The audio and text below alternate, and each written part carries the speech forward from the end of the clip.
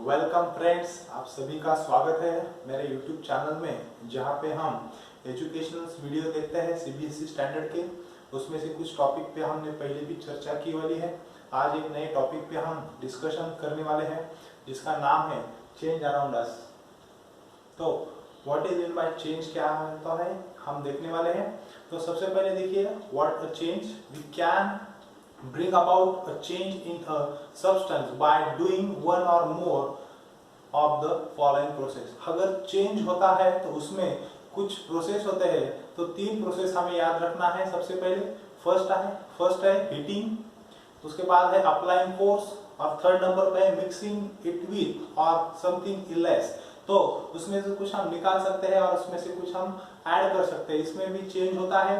अगर हमने किसी सब्सटेंस को, ऑब्जेक्ट को फोर्स किया है तो प्रेशर दिया है तो उसमें से चेंज होता है, और अगर हमने किसी सब्सटेंस को हीट दिया है तो उसमें से भी चेंज हमें मिल सकता है। तो देखो, सबसे पहले हम एग्जांपल लेंगे हीटिंग का। सो देखो, change caused by heating when an object is heated it gets affected. तो हमें एक सब्सटेंस को हीट देने के बाद किस तरह उसमें हमें चेंज मिलता है वो हम देखेंगे। सबसे पहले देखिए, some object get hot and also expand in size। expand होता है, हमें किसी सब्सटेंस को, इसमें से ज्यादातर मेटल याद रखना है हमें। मेटल को हमने हीट किया तो मेटल जो है वो साइलेंटली क्या होता है, एक्सपैंड हो जाता है। उसकी साइज जो है वो बढ़ जाती है, बिग हो जाता है, उसे हम एक्सपैंड कहते हैं। वो एक्सपैंड क्या है, हमें एग्जांपल आगे आने वाला है। उसके बाद है some object get hot and being to burn. अगर हमने किसी ऑब्जेक्ट को, जैसे कि एग्जांपल बहुत प्लास्टिक है, उसे प्लास्टिक को हीट करने के बाद उसे हम थोड़ा सा कूल करेंगे तो उसका जो हमें शेप है बम जैसा, मतलब गोलाकार सा शेप जो है वो सर्कुलर शेप हम उसे बना सकते हैं प्लास्टिक का। उसके बाद है some object get hot and change their states. जैसे कि हमारे पास फ्रीजिंग आइस है, आइस को हमने स्टेट जो है उसे हीट दिया तो उसका स्टेट जो है वो चेंज होता है, मतलब सॉलिड से लिक्विड में वो आ जाता है। उसके बाद देखना है हमें अप्लाइंग द फोर्स। देखिए, change by applying force, whenever apply force to object, object पर हमने फोर्स अप्लाई किया तो उसमें चेंज कौन सा दिखता है। सबसे पहले देखिए, we can change it shape और साइज। तो हमें जब हम एक ऑब्जेक्ट पे फोर्स या प्रेशर अप्लाई करते हैं तो वो ऑब्जेक्ट का हम शेप और साइज चेंज कर सकते हैं। जैसे कि रबर का बॉल होता है, उसे हम प्रेस करके उसका साइज और शेप चेंज कर सकते हैं, या स्पंज बॉल रहता है, येलो कलर का स्माइली बॉल कहते हैं उसे हम। उसके बाद है एयर कैन बी कंप्रेस। अगर हमने एयर को प्रेशर दिया है तो एयर जो है हम छोटी सी कंटेनर में प्रेशर देके छोटे से कंटेनर में एयर ज्यादा से ज्यादा हम भर सकते हैं। उसका एग्जांपल हमारे घर का जो कुकिंग गैस है, ब्यूटेन गैस, उसे हम प्रेशर देके वो सिलेंडर में जो है उसे हम ऐड कर सकते हैं। उसका एक एग्जांपल बोले तो हमारे स्प्रे बॉटल जो रहती है परफ्यूम, उसका भी एग्जांपल गुड एग्जांपल है। उसके बाद metal can be hammer into the sheet. अगर हमारे पास मेटल की शीट है तो हम उसे हैमरिंग करेंगे, हैमरिंग यानी कि प्रेशर देंगे, फोर्स लगाएंगे तो उसका जो है हमें मेटल का हैमरिंग करेगा, शीट, छोटे छोटे पतले पतले शीट्स हमें मिल सकते हैं। उसके बाद इलास्टिक कैन बी स्ट्रेच। अगर हमारे पास इलास्टिक है तो उसे हम स्ट्रेच करते हैं, और स्ट्रेच करने के बाद उसका शेप साइज बदलता है, और छोड़ देने के बाद वापस वो उसके पुराने ओरिजिनल स्टेट्स में आ जाता है।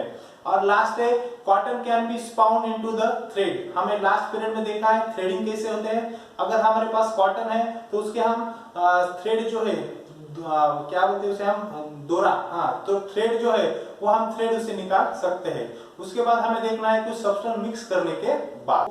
अभी हम देखेंगे कि अगर हमने एक सब्सटेंस में कुछ सब्सटेंस दूसरा मिक्स किया या उसमें से कुछ सब्सटेंस निकाला तो चेंज कैसे होता है। देखिए, change by mixing a substance with in the others. We can bring about a change in a substance by mixing with another। For example, अगर हमने दो सब्सटेंस एक ही इसमें मिक्स कर दिए तो हमें न्यू सब्सटेंस मिलता है। देखिए, making a solution by mixing water soluble substance in water. जो भी वाटर में सोलेबल सब्सटेंस है, लास्ट पीरियड में हमने देखा है वाटर में कौन से सब्सटेंस सोलेबल है, वो वाटर में सोलेबल सब्सटेंस डालने के बाद हमें एक न्यू सब्सटेंस जो है उसमें मिल सकता है। जैसे कि सॉल्टी वाटर है, शुगरी वाटर है, ऐसे सब्सटेंस जो है वो हमें एग्जांपल के लिए याद रखते हैं। उसके बाद हमें आगे देखना है केमिकल चेंजेस क्या होता है। देखिए, these are the change in which chemical properties of substance change and the new substance is form. Chemical changes में उसमें न्यू सब्सटेंस हमें क्रिएट होता है, न्यू सब्सटेंस हमें मिलता है, उसी वजह से हमें उसे केमिकल चेंजेस कह सकते हैं। उसकी केमिकल प्रॉपर्टी चेंज हो जाती है। Example for cooking of food, जो हमारे घर पे कुकिंग होता है, फूड हम उसे कुक करते हैं, कुक करने के बाद उसका केमिकल कंपोजिशन चेंज होता है और उसे हम एक न्यू सब्सटेंस में हमें प्रेजेंट मिलता है। और एक एग्जांपल देखना है तो रैपनिंग ऑफ फ्रूट्स है, जो भी हमारे तरफ के जो फ्रूट्स होते हैं, जैसे कि ग्रीन कलर का मैंगो होता है, वो रैपनिंग होने के बाद येलो कलर का हो जाता है, उसमें से केमिकल चेंज होने के बाद हमें एक न्यू सब्सटेंस मिलता है। जैसे कि और एक एग्जांपल ग्रीन चिली है, वो ग्रीन चिली को हम रेड चिली में कन्वर्ट करते हैं, थोड़े दिन के बाद उसमें केमिकल चेंजेस होता है और वो चेंजेस को होने के बाद हमें न्यू सब्सटेंस जो है वो रेड चिली हमें मिलती है। उसके बाद देखना है फिजिकल चेंजेस क्या होता है। These are the change in which only physical property of substance change। उसमें फिजिकल प्रॉपर्टी जो है सब्सटेंस की वो चेंज हो जाती है। फिजिकल प्रॉपर्टी यानी उसका स्टेट्स, जैसे कि एग्जांपल फॉर देखिए नो न्यू सब्सटेंस, उसमें न्यू सब्सटेंस फिजिकल चेंज में न्यू सब्सटेंस क्रिएट नहीं होता है। एग्जांपल है सॉलिड, हमारे पास आइस है और उसे चेंज करने के बाद उसमें से हमें लिक्विड जो है वो वाटर मिलता है, उसे मेल्ट करने के बाद, और लिक्विड जो उसकी प्रॉपर्टी जो है वो चेंज नहीं होती, न्यू सब्सटेंस में से न्यू हमें नहीं मिलता है, सिर्फ उसका स्टेट जो है वो चेंज हो जाता है। Example for melting of ice. इसके बाद हमें देखना है रिवर्सिबल चेंजेस, इसे हमें और आगे डिटेल में स्टडी करना है। तो रिवर्सिबल चेंजेस क्या होता है। These are the change that can be reverse, जो चेंज हमें रिवर्स करते हैं, रिपीटली हम उसे कर सकते हैं, उसे चेंज जो चेंज है उसे हम रिवर्सिबल चेंजेस कह सकते हैं। Example for stretching of rubber, हमारे पास रबर बैंड है तो हम उसे स्ट्रेच करते हैं और स्ट्रेच होने के बाद उसे फोर्स हटाने के बाद, रिलीज करने के बाद वापस वो अपने ओरिजिनल चेंज या स्टेट्स में आ जाता है, शेप में आ जाता है, इसे हम रिवर्सिबल चेंजेस कह सकते हैं। बुक में का एग्जांपल लेंगे, हमारे पास पेपर है, उसे हम फोल्ड करके एरोप्लेन बनाएंगे उसका, और एरोप्लेन बनाने के बाद उसके फोल्ड हम अनफोल्ड कर देंगे, फोल्ड निकाल देंगे, तो हमें वापस हमारा पेपर जो है वापस मिल सकता है। ऐसे कुछ एग्जांपल है जिसे हम रिवर्स बार बार चेंजेस कर सकते हैं। उसमें रिवर्स हमारा जो ओरिजिनल प्रोडक्ट है, ओरिजिनल जो सब्सटेंस है, ऑब्जेक्ट है, वो हमें वापस मिलता है चेंज होने के बाद, उसी सब्सटेंस को, उसी ऑब्जेक्ट को हम रिवर्सिबल चेंजेस कह सकते हैं। उसके बाद है उसका अपोजिट इरिवर्सिबल चेंजेस, जैसे कि These are the change we cannot be bring back to its original state। उसे हम ओरिजिनल स्टेट्स में नहीं ला सकते, एक बार उसमें चेंजेस हो गया तो उसमें हम वापस चेंज ओरिजिनल स्टेट्स नहीं ला सकते। एग्जांपल फॉर, अगर हमारे पास ग्रीन चिली है, उसे हम रेड चिली में कन्वर्ट करेंगे तो वापस वो रिवर्सिबल चेंजेस में नहीं आ सकता, उसे हम ग्रीन चिली नहीं कर सकते। इसमें है देखो बर्निंग ऑफ पेपर, जैसे कि हमारे पेपर जो है वो हमने बर्न कर दिया, उसे जला दिया, तो उसका पेपर जो है वापस हमें नहीं मिल सकता। कुछ ऐसे चेंजेस अपने सराउंडिंग में होते हैं जिसे हम वापस नहीं कर सकते, वापस वो सब्सटेंस ओरिजिनल स्टेट में नहीं ला सकते। उसी स्टेट्स को, उसी चेंज को हम क्या कहते हैं, इरिवर्सिबल चेंजेस कहते हैं। इसे हम और डिटेल में आगे देखेंगे। उसके बाद है मेल्टिंग पॉइंट। लास्ट पीरियड में हमने देखा है मेल्टिंग क्या होती है, फिर भी एक बार मैं आपको याद करता हूं। A constant temperature at which solids start melting, this temperature is called a melting point of that solid किंवा substance। अगर हमारे पास सॉलिड आइस है, सॉलिड आइस है, तो आइस को जब उसमें से टेम्परेचर कम होता है आइस का, तो वो मेल्ट होने लगता है। जैसे कि यहाँ पे दिखाया वाला है, आइस सॉलिड है, थोड़ा सा उसका मेल्टिंग जो है वो चालू हो गया है, मतलब उसे हम मेल्टिंग पॉइंट, मेल्टिंग चेंज कहते हैं। उसके बाद है फ्रीजिंग। वही जो लिक्विड आया है हमारे पास वाटर, वो लिक्विड को हमने वापस सॉलिड में उसे फ्रीज करते हैं और उसका शेप जो है वो चेंज होता है, प्रॉपर्टी चेंज नहीं होती, उसे हम फ्रीजिंग कहते हैं। Process in which liquid change into the solid, उसमें से लिक्विड को हम सॉलिड में कन्वर्ट करते हैं, प्रोसेस करते हैं, उसे हम फ्रीजिंग कहते हैं। उसके बाद है फोर्स। अगर हमने एक ऑब्जेक्ट पे, सब्सटेंस पे फोर्स लगाया है, तो फोर्स होने लगाने के बाद उसमें से वो सब्सटेंस का शेप चेंज होता है, साइज चेंज होती है, वो रेस्ट में रहा तो वो मोशन में आ जाता है। जैसे कि हमने फोर्स लगा के इलेक्ट्रिक मोटर का बटन दबाया तो मोटर जो है मोशन में आ जाती है, वर्किंग में आ जाती है। अगर कुछ हमारे तरफ आ रहा है बॉल तो हम उसे फोर्स लगा के बॉल को स्टॉप वगैरह कर सकते हैं। तो ये एग्जांपल फोर्स के हैं। इसके बाद हमें देखना है नेचुरल चेंजेस। एग्जाम सिंपल ही है, the change which occurs in a nature on their own. वो नेचुरली चेंजेस हो सकते हैं, नेचुरली चेंज होते हैं, उसे हम नेचुरल चेंजेस कहते हैं। Example for change day and night, जैसे कि डे और नाइट उसके बाद वापस डे वापस नाइट ऐसा हमारे पास होता है, इसे हम नेचुरली कहते हैं। और एक एग्जांपल देना चाहेंगे हम, उसमें है कि चेंजेस ऑफ सीजन, जैसे कि हमारे पास सीजन रहती है वो चेंज ऑटोमेटिकली नेचुरली हो सकते हैं। उसके बाद है स्लो चेंजेस। स्लो यानी उसका जो टाइमिंग पीरियड है वो बहुत ही ज्यादा होता है, लॉन्ग पीरियड होता है उसका वो चेंजेस होने के लिए। Example change which take longer time to occurs are called slow changes. जो चेंज होने के लिए टाइम ज्यादा लगता है उसे हम स्लो चेंजेस कहते हैं। Example for rusting of iron, iron को रस्ट रहता है, जैसे कि उसे वाटर और एयर में रखने के बाद आयरन जो है प्योर आयरन अगर हमने वाटर और एयर के कांटेक्ट में रखा तो उसे रस्ट आता है। वो रस्ट आने के लिए उसे बहुत सारा टाइम जो है वो लगता है। आगे हम देखेंगे, आप देखने वाले हैं कंस्ट्रक्शन, ये इंपॉर्टेंस है, आगे भी इसके हम स्टडी करने वाले हैं। Construction a process in which an object become smaller और श्रिंक। जो हमारे पास ऑब्जेक्ट है, इसमें मेंटल याद रखना है, जो भी हमारे पास ऑब्जेक्ट है उसे अगर कोल्ड करने के बाद उसका जो साइज है वो थोड़ा सा छोटा हो जाता है, स्मॉल हो जाता है, श्रिंक हो जाता है वो ऑब्जेक्ट, उसे हम कंस्ट्रक्शन कहते हैं। साइज साइलेंटली स्मॉल हो जाती है उसे ही हम कह सकते हैं। उसके बाद है इवेपोरेशन, वो भी हमने पिछले चैप्टर में देखा है। जैसे कि जो भी हमारे पास वाटर है उसके वेपर क्रिएट होते हैं, हम उसके वेपर जो है वो कर सकते हैं, उसे हम इवेपोरेशन जो है वो कह सकते हैं। A process in which liquid change into a vapor is called a evaporation।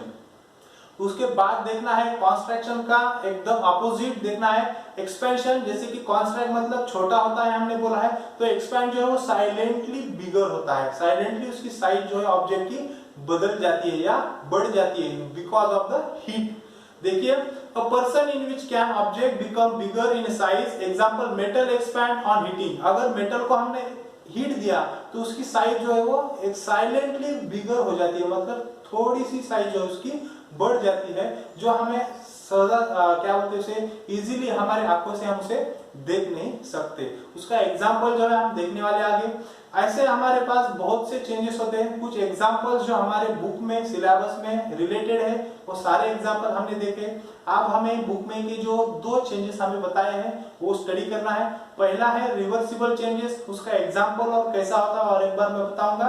देखिए कि जो चेंजेस हम रिपीटली कर सकते हैं उसे हम रिवर्सिबल चेंजेस कह सकते हैं। एग्जांपल देखिए, what happen to an ice cream if you do not finish at a quickly. अगर आप आइसक्रीम खा रहे होंगे ऑब्वियसली वो सॉलिड होगा आइसक्रीम। अगर वो फास्ट या क्विकली उसे आपने खत्म नहीं किया, ईट नहीं किया, तो वो क्या होता है, मेल्ट हो जाता है। Yes, it is a melting, वो मेल्ट हो जाता है। और मेल्ट होने के बाद फिर क्या होता है, can you change the molten ice cream back into the solid. उसे हम वापसली फिर से क्या कर सकते हैं, सॉलिड में ला सकते हैं क्या, यस, उसे हम वापस मेल्टिंग होने के बाद मींस लिक्विड में से उसे हम सॉलिड ला सकते हैं। कैसे, तो देखिए, yes, just keep in freezer molten ice cream can be change back into the solid form. अगर हम उसे फ्रीजिंग में रखेंगे, फ्रीजिंग में रखने के बाद उसका टेम्परेचर कम हो जाता है और उसका जो लिक्विड है वो लिक्विड का ट्रांसफर कन्वर्ट जो है वो सॉलिड में हो जाता है।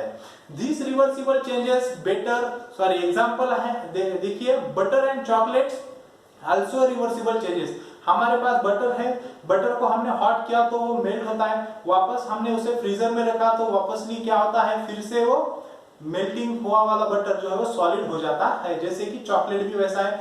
और रिवर्सिबल चेंजेस के कुछ सब टाइटल या कुछ सब सपोर्टिंग चेंजेस है वो कौन से है, उसका एग्जांपल है कंडेंसेशन प्रोसेस है। जैसे कि हमारे पास वाटर वेपर है, उसे हम कन्वर्ट करके लिक्विड करते हैं, लिक्विड के बाद वापस हमें उसको हम इवेपोरेशन कर सकते हैं। तो ये कंडेंसेशन, इवेपोरेशन एंड फ्रीजिंग और मेल्टिंग, ये कुछ उसके एग्जांपल है सपोर्टिंग। उसके बाद हमें न्यू चेंजेस देखना है, इरिवर्सिबल चेंजेस, जो एक बार होने के बाद वो सब्सटेंस में चेंज नहीं हो सकता। वो सब्सटेंस एक बार बदल गया तो उसमें से वापस वो पुराना सब्सटेंस हमें नहीं मिल सकता। देखिए, there are the large number of irreversible changes that take place around us. हमारे आजू बाजू में बहुत से सारे चेंजेस होते हैं, वो रिवर्सिबल चेंजेस होते हैं, वो हमें वापस नहीं कर सकते, उसे हम बदल नहीं सकते। देखिए, this result in a new material being produced which may or not be useful। उसमें से हम कुछ न्यू मटेरियल मिल सकते हैं, कुछ न्यू मटेरियल मिल सकते हैं, कुछ उसमें से नहीं मिल सकते हैं। कुछ हमारे लिए यूजफुल है तो कुछ हमारे लिए हार्मफुल भी हो सकते हैं। Ripening of fruits is an irreversible changes. पहले भी कहा था रैपनिंग्स ऑफ फ्रूट, जिसमें से हमने मैंगो और ग्रीन चिली लिया था, उसमें से दोनों भी ग्रीन थे स्टार्टिंग में, उसके बाद वो चेंज होने के बाद रेड हो गया और एक येलो हो गया, तो ये चेंजेस है इरिवर्सिबल, वो वापस ग्रीन नहीं हो सकते। उसके बाद है change, it is not possible to get back raw fruit. जो पहले है उसे हम रॉ फ्रूट भी कह सकते हैं, जो ग्रीन है उसे हम रॉ फ्रूट भी कह सकते हैं। उसके बाद फ्रॉम द रैपनिंग और मैच्योर, और जो मैच्योर उसका चेंज हो गया उसे मैच्योर फ्रूट कहते हैं। मतलब जैसे कि हमारे पास ग्रीन चिली है, वो रॉ मटेरियल है, उसका चेंज हो गया इरिवर्सिबल चेंजेस है, जैसे कि रेड हो तो वो मैच्योर चेंज हो गया है। Milk gets spoiled when not a refrigerator purifying in the summer. This is called the curding or curing milk, which is an irreversible changes। जैसे कि विंटर में हम, जो हमारी मम्मी है क्या या हमारे घर के जो बड़े लोग हैं, वो क्या करते हैं, जो मिल्क रहता है उसे हम फ्रिज में रखना भूल गए होंगे और बाहर ही रख दिया, तो क्या होता है कि टेम्परेचर की वजह से वो मिल्क जो है वो कर्डिंग होता है, या उसे उसकी जो टेस्ट होती है वो श्योरिंग रहती है टेस्ट। जैसे कि मराठी में त्याला आपण आंबट चव म्हणतो, तो वो जो श्योरिंग टेस्ट है मिल्क की, वो किसके वजह से होती है, तो टेम्परेचर की वजह से होती है। और एक बार वो कर्डिंग और श्योरिंग टेस्ट हो गया मिल्क का, तो वापस हम उसे मिल्क जो है वो कन्वर्ट नहीं कर सकते। ऐसे कुछ एग्जांपल इसमें दिए वाले रिवर्सिबल चेंजेस के। अब हमें देखना है कॉन्ट्रैक्ट एंड एक्सपेंड क्या होता है। Contract expansion of a material, तो क्या होता है, देखिए, some material expand on heating and some contract on cooling. कुछ मटेरियल को हमने हीट किया तो वो कॉन्ट्रैक्ट होते हैं, कुछ इसको हीट किया तो वो मटेरियल एक्सपैंड होते हैं। एग्जांपल देखिए, heating makes a particle expand और बिकम लूज। एक्सपैंड होना मतलब क्या होता है कि उसको हीटिंग देने के बाद उसके जो छोटे छोटे स्मॉल पार्टिकल होते हैं वो लूजली होते हैं, एक में पास जो रहते हैं वो थोड़ा थोड़ा दूर हो जाते हैं। उसके बाद cooling makes that particle contract to become tight, और वो जो कूलिंग करने के बाद उसके पार्टिकल जो होते हैं लूजली हुए वाले पार्टिकल पास में आ जाते हैं और वो कॉन्ट्रैक्ट हो जाते हैं। एग्जांपल देखिए, expansion of in a solid. Solid का एक्सपेंशन कैसा होता है, railway tracks consist of two parallel metal rings joined together small gaps called the expansion gap। जैसे कि यहाँ पे रेलवे ट्रैक्स है, यहाँ पे आपको दो ट्रैक के बीच में रेलवे ट्रैक छोटा सा गैप दिखता है, उसे एक्सपेंशन गैप कहते हैं। जैसे कि दो रेलवे ट्रैक है, अगर हीट उसमें से टेम्परेचर बढ़ गया एटमॉस्फेयर का, तो एक मेटल जो अभी का वो एक्सपैंड होता है, पास में आता है, उसे पास में रहने के लिए लाने के लिए वो जो गैप है, अगर वो गैप नहीं रहा तो मेटल जो है ऐसा ऊपर आ जाता है और अपना एक्सीडेंट हो सकता है। इसकी वजह से वो गैप रखते हैं, जिसकी वजह से मेटल जो आगे जाके वो एक्सपैंड होता है और जब टेम्परेचर कम होता है वापस वो पीछे आ सकता है। छोटा सा गैप होता है वो। Between the rails as there is an expansion of these rails in a hot weather। तो hot weather में आपने बहुत ही इंपॉर्टेंट है कंस्ट्रक्शन। अब देखना है क्या होता है construction in solid. If we hold a very hot glass tumbler under the cold water, it cracks. These B causes the outer surface of this glass become a directly contact with the cold water and contract more as a compress to other the surface। अगर हमारे पास metal का glass है, उसे हमने बहुत ही hot किया है और डायरेक्टली उसे हम कोल्ड वाटर में या आइस में डालेंगे, तो उसके सरफेस पे जो है वो हमें छोटे छोटे क्रैक्स आते हैं, क्योंकि उसके जो मॉलिक्यूल्स है एकदम ही पास आ जाते हैं, उसकी वजह से उस पे क्रैक्स मिलते हैं। तो ऐसा अपना पूरा जो चैप्टर है यहाँ पे खत्म होता है। बहुत से एग्जाम्पल हमने दिए हैं, और भी एग्जाम्पल अपने सराउंडिंग में होते हैं, वो आपको याद रखना है। तब तक घर पे रहिए, बाय बाय।